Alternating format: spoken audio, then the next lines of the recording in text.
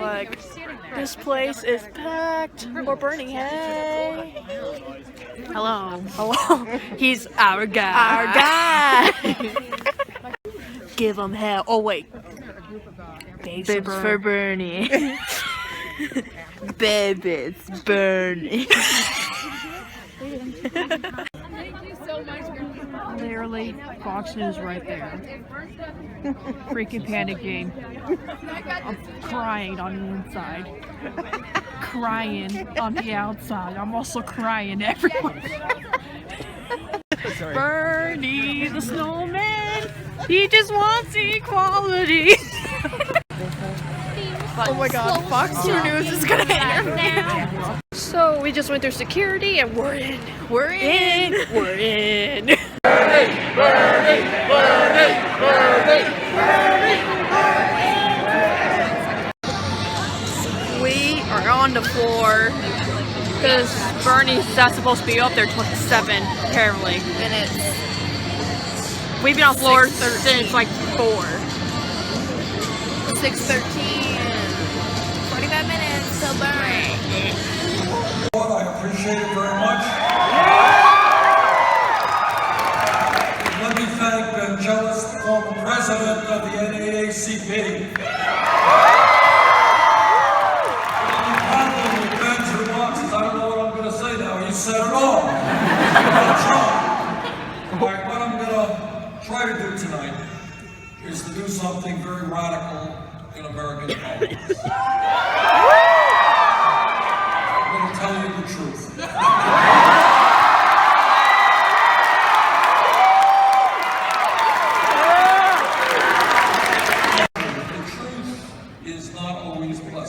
I wish I could come before you and tell you everything is great, don't worry about anything. But if I told you that, I would be lying to you. And so what I have to do as a candidate for president is to be honest with you. Because I believe that if we have the courage to look our problems right in the face, and if we don't bury them, we can address them, we can resolve them.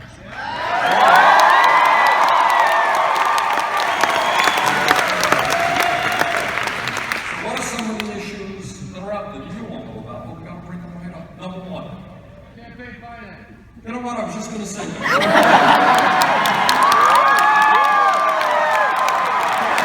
Give me a little bit of time here.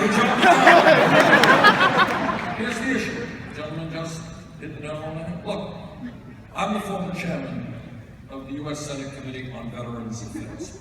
And I have tried to do everything I can and will continue as president to do everything I can to protect the men and women who put their lives on the line to defend us. Is the need to overturn this disastrous Citizens United Supreme Court.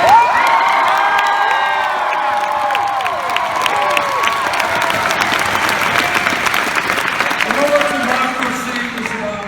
Democracy is about a meeting like this where people come out and you can agree with me, you can disagree with me, you can vote for me, you can vote against me.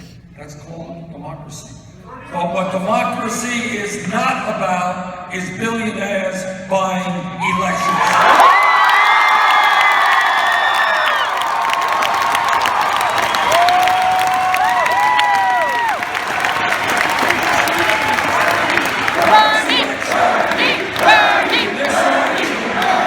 It is estimated that the Koch brothers and a few other billionaires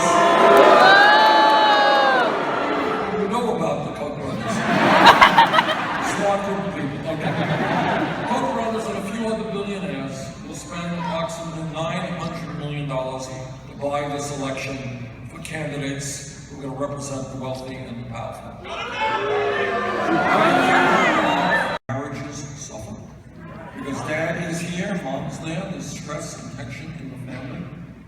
Kids do not get the attention that they deserve. Now, at the end of all of that, 58% of all new income generated today goes to the top 1%.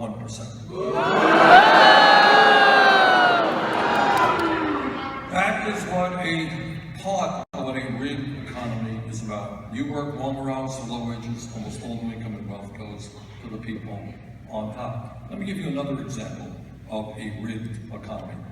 You know, our Republican colleagues, governors all over the country, they talk about welfare abuse, about all those poor people ripping off the welfare system, right? I want to talk to you, I do want to talk to you about welfare abuse, but in a slightly different way than the Republicans.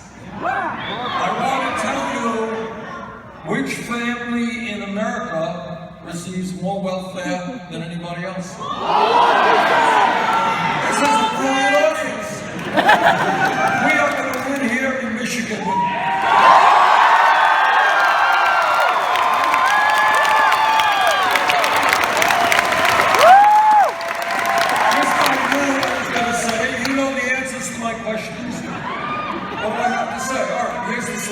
And this is important to understand, because this is what a rigged economy is about. Turns out that the Walton family that owns Walmart is the wealthiest family in America. I think they have about $60–70 billion of wealth. They're doing pretty good. But they pay their Walmart workers wages that are so low that many of their employees have to go on Medicaid, food stamps, or subsidized housing, right? Who do you think pays for the food stamps, Medicaid? So on behalf of the Walton family, I want to thank you very much. You are very nice people to help subsidize them. They're very grateful for this. All right, but the truth is that now is the time for the Walton family, the richest family in America, to get off of welfare, pay their workers, talk about reforming the criminal justice system.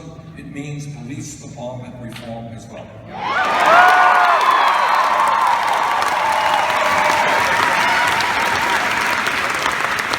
I am a former mayor of Burlington, Vermont. I work very closely with the police. Vast majority of police officers in this country are honest, hardworking, and they have an enormously difficult job.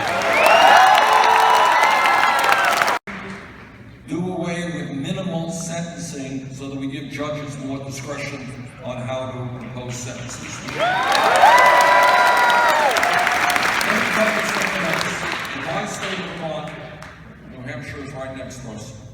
And I know across this country, we have a major, major crisis in opiate addiction and in heroin addiction.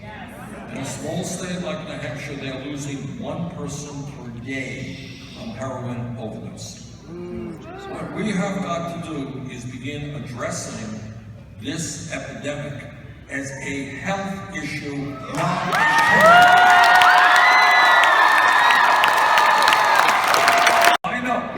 it's not a sexy issue. It is not. I know. Media pays no attention to it at all. But here is what it amounts to.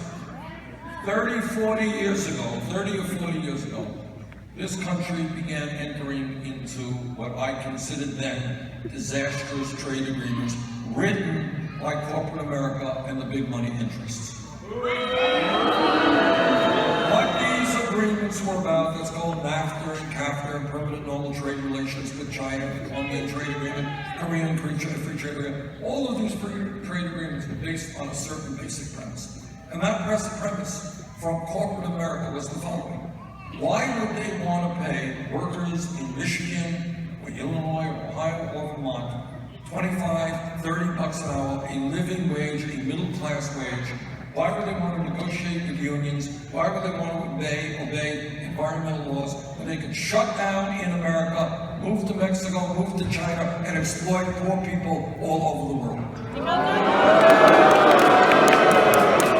Everybody who had half a brain understood what these trade agreements were about. In the early 1990s, I was on picket lines with trade unionists in opposition.